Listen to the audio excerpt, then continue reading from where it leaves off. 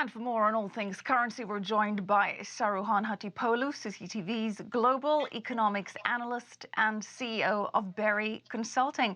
Saruhan, thanks for joining us. Let's get straight into it. The yuan hit a 2016 high on Monday. The PBoC adjusted its official midpoint rate higher against the dollar. The governor of the central bank talking up the yuan, saying that China would keep it stable versus a basket of currencies, while allowing greater volatility against the US dollar. What do you make of this move? Well, I think it was a brilliant move, Michelle, wasn't it? Because by choosing the reference rate or repegging to the US dollar, what China did pretty much was saying to neighbors, look, US dollar is depreciating, and that's why my currency is depreciating. There's not much I can do here. So that was a brilliant move in terms of the economic approach to what they've done. But let's remember the long-term goal of China is to adjust the currency, or align the currency to that basket of currencies that you mentioned as well. That's a long-term goal. And I think the reason that China did what it did was to send a message to speculators as well. Speculators that could really cause a huge depreciation of the currency by overshooting it. They actually, a lot of people, a lot of investors that did this currency trade or carry trade, if you will, lost money by that decision of the central bank because they really weren't expecting this. So expect this from China, this policy of changing where to put the currency. Is it the dollar reference or is it the basket of currencies? We're going to see much more of it in the next 6 months.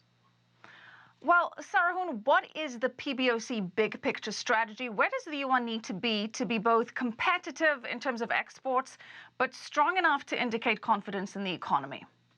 Well, I think it is very hard to put an actual number on it, Michelle, because the way things are happening, if you look at the devaluation that has taken place since August, that hasn't helped exports, has it? Exports have actually contracted during that depreciative period. So the monetary officials have actually acknowledged that, and they've said pretty much today that the reason of what they did was to eliminate capital outflows. We're talking about $500 million at the very least. The official numbers are not yet. Capital outflows from China to instill confidence. They have to make sure that the investors believe that the currency is actually stable, and they will continue to reference it to the US dollar if need be to make sure that that happens.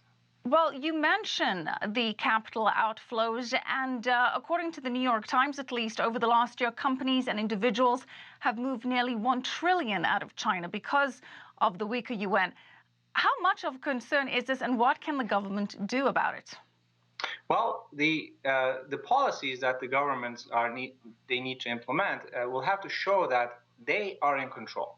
It is not the speculators that are in control. And I think the decision yesterday that we've seen was a step in the right direction. Now, let us also remember that there are some structural reforms that need to take place. Now, at a time where there's transition taking place to an economy based on consumption, accelerating structural reforms is not an easy thing to do, and not many analysts are actually recommending China to do that. But there are certain things that they need to do, and one of those things is really controlling this non-performing loans. The ratio of that has reached uncomfortable levels, and one way of doing that is to better arrange or get private sector involved in loan provisions. State-owned corporations getting loans from state banks, that needs to stop to a certain extent. Maybe not stop, but really, really slow down so private sector can get in.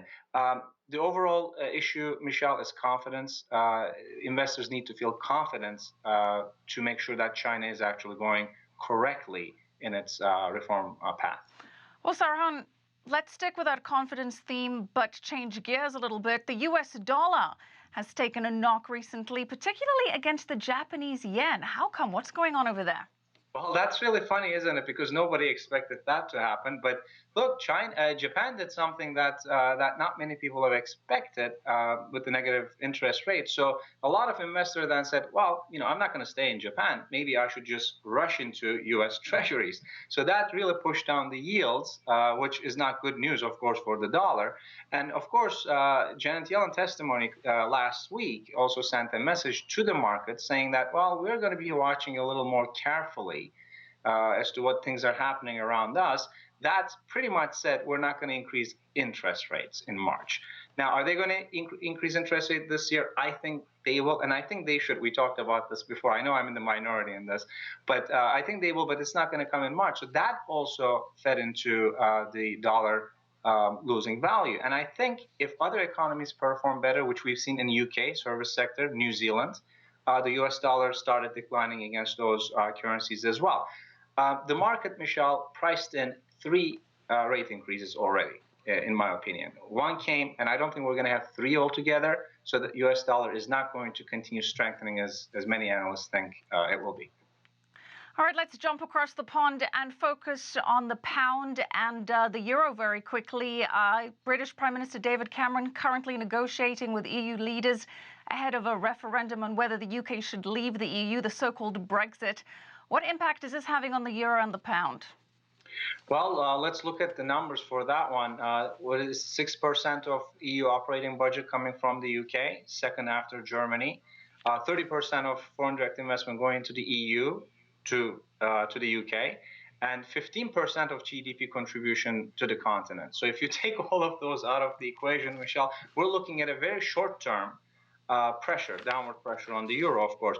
And if there's any one currency that doesn't need downward pressure, it is the euro. So it will happen if Brexit materializes.